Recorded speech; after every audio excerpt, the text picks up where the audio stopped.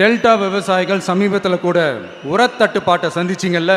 சில பேர் உரத்தை பதுக்கி வச்சு அதிக விலைக்கு விற்றதா நியூஸ்லாம் கூட வந்துச்சு.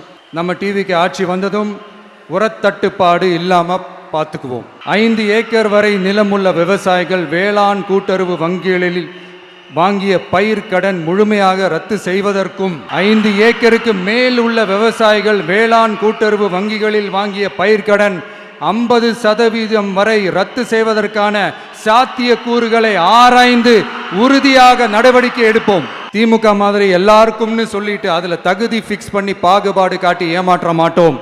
எல்லாத்தையும் வெளிப்படையாக சொல்லுவோம். 2 ஏக்கர் வரை நிலமுள்ள விவசாயிகள் மற்றும் நிலமற்றவர்கள் குடும்பத்தில் யாரும் மாநில மற்றும் ஒன்றிய அரசு ஊழியராக இல்லாமல் இருக்கும் பட்சத்தில் அவர்களின் குழந்தைகளின் பொறியியல் மற்றும் மருத்துவம் உள்ளிட்ட தொழிற்கல்வி முதல் அனைத்து வகை படிப்புகளுக்குமான முழு செலவையும் அரசே ஏற்கும். விவசாயிகளின் விருப்பத்திற்கு எதிராக எந்த திட்டமாக இருந்தாலும், ஒன்றிய அரசின் நெருக்கடியே இருந்தாலும் அந்த திட்டத்தை உங்களுடைய டிவிகே ஆட்சி முழுமையாக நிராகரிக்கும். எப்போதும் விவசாயிகளின் பக்கமே நம் ஆட்சி நிற்கும். கொள்முதல் நிலையங்களில் முறையாக நெல் மூட்டைகள் பாதுகாக்கப்படும். நெல் முளைத்து வீணாவதை பார்த்து கொண்டு நமது அரசு சும்மா இருக்காது.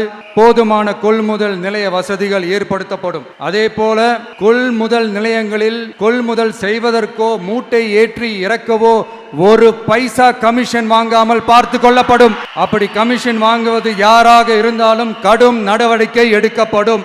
500 ரேஷன் கார்டுகளுக்கு 1 ரேஷன் கடை என்ற வரையறை நிர்ணயிக்கப்படும். கிராமங்களிலும் எடையாளர் நியமிக்கப்படுவார். பெண் விற்பனையாளருக்கு பெண் எடையாளர், ஆண் விற்பனையாளருக்கு ஆண் எடையாளர் என்பது பின்பற்றப்படும். ரேஷன் கடைகளில் அரிசி தவிர அனைத்து பொருள்களும் பாக்கெட் செய்து விநியோகிக்கப்படும். மீனவர்களுக்கு ஒன்றிய அரசு சட்டப்படியான பாதுகாப்பை உறுதி செய்ய வேண்டும்.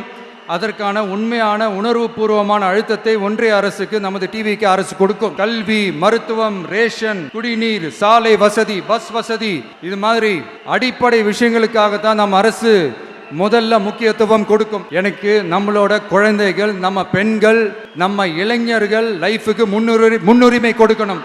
அரசு வேலை வாய்ப்புகள் மட்டும் இல்லாம தனியார் வேலை வாய்ப்புகளுக்கான வழியையும் உத்தரவாதத்தையும் உருவாக்கணும். அப்படி நாம் உருவாக்கிட்டாலே அவங்களுக்கான ரூட்டை நம்ம இளைஞர்கள் அவங்களே தேர்ந்தெடுத்துப்பாங்க.